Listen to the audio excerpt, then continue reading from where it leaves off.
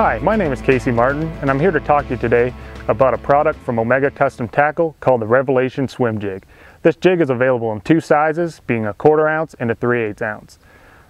A couple things I like about this jig in particular is the head design and the hook. Let's talk about the head design first. A couple things I like is this line tie. It comes through the grass real easy, but another feature of that is also the head design. It's almost designed like the keel of your bass boat, so when you lift up on this rod, this jig will actually swim through the grass and pull through that grass and pull through that wood, and it'll stop you from getting hung up.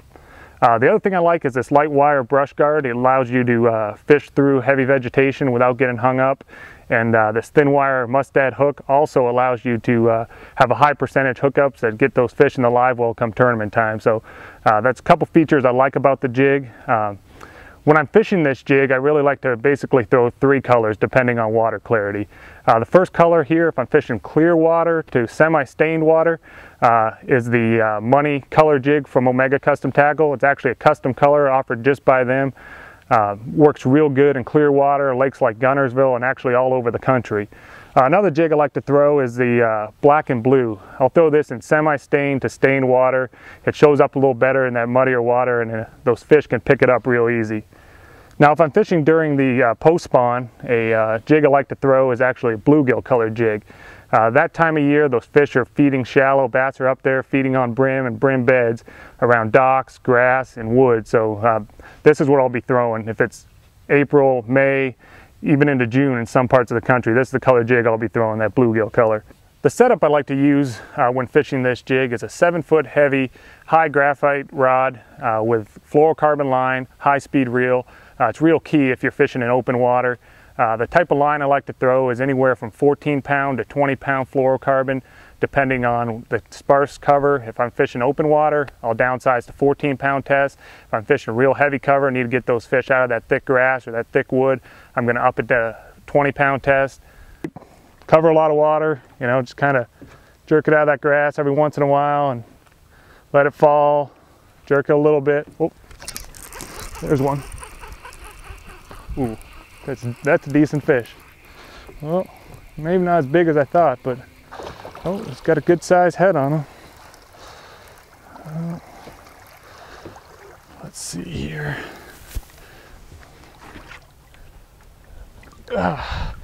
Not quite as big as I thought, but still not a bad fish. You can see he got that jig right in the top of his mouth there, right there. That's pretty good. A lot of the action I like on this jig is when I throw it in that milfoil, just to let it fall for a little bit and then get it in that grass real deep in there. And you want to be able to kind of pop it out, make it erratic as much as you can. You'll catch them some days where you're just kind of reeling it back, but you know, some days you want to be able to rip it out of that grass pretty good. I mean, it comes through the grass real easy, and it's a real good technique here on Lake Guntersville. Usually I'm in about 3.5 to 5 feet of water. That's where most of the milfoil is on this lake. So, you know, I'll get in there, throw it in there, and just kind of pump your rod and kind of rip it erratically through that grass. One thing I like to do, I like to cover a lot of water too when I'm doing this. So, you know, get that trolling motor going, start moving.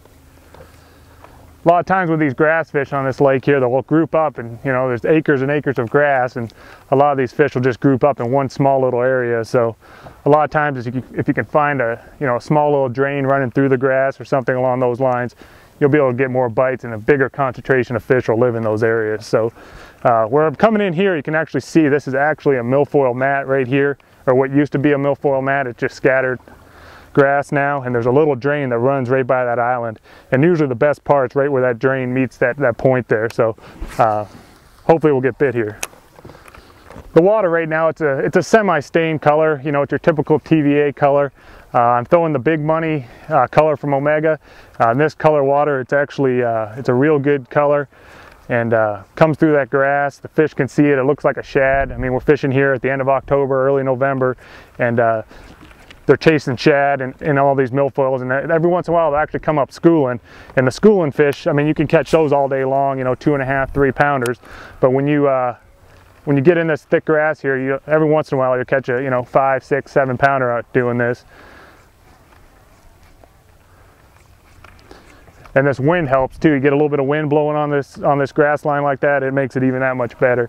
Kind of camouflages the jig, and Makes those fish eat it real good. Okay, the areas that we're fishing here is a little point coming off of an island. You got a good pocket back there where those fish are going in the fall to follow that shad. But one of the spots they'll actually group up is on these points here. And it's actually pretty good. We're fishing early November, and there's a bunch of scattergrass, comes way off this point. Makes it real good. Deep water out here. I think on this side of the boat there's about 10 to 12 feet. Up there it's about 3 to 4, maybe 5 feet, and it's got scattered milfoil with a little bit of hydrilla mixed in. Again, the wind's blowing on the point. It's a good spot. Camouflage that jig a little bit. That's some good feeling grass up there.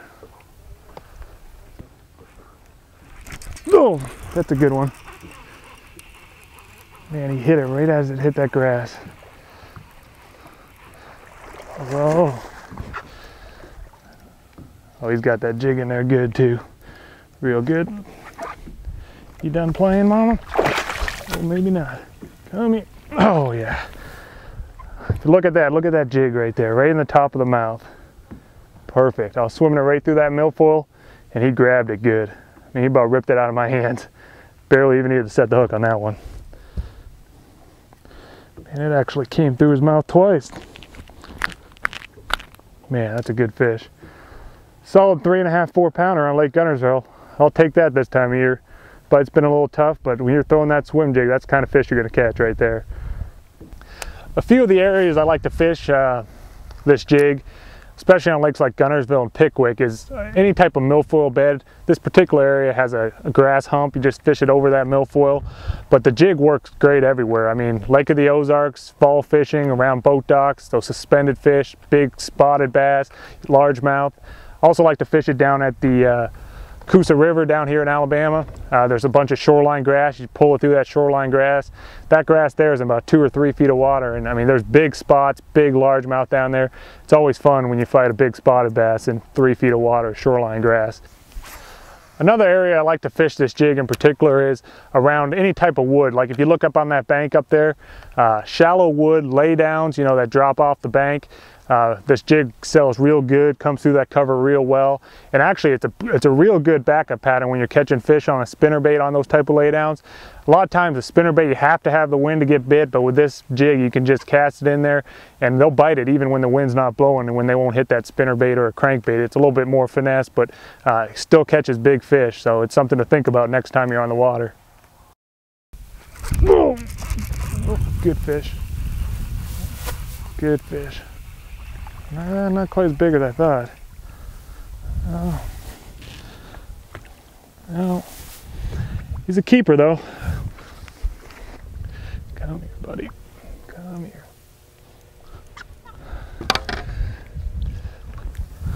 Look at that fish there. I mean, it's a solid fish.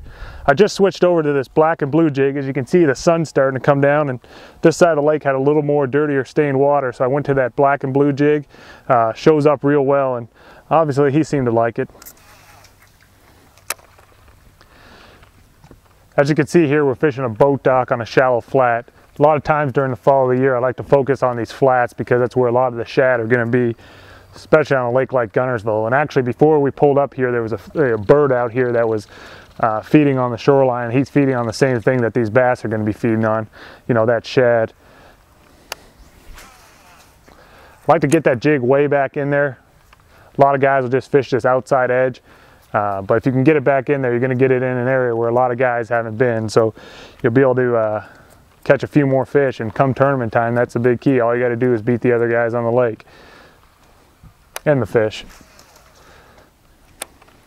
Well, we had a good day on the water today. Like I've been telling you, try this jig. I mean, it's a new technique. Not a whole lot of guys are doing it out there yet. Catches big fish. I mean, a jig's always got a chance of winning a tournament on it. So when you're thinking about, you know, planning your tournament strategy, always take a swim jig with you, especially if you have a lake with a bunch of grass, a bunch of laydowns, and a bunch of docks like we fished today. I mean, this will work all over the country, from up in New York, Minnesota, all the way down to Florida, and even out to the West Coast. It works just about everywhere.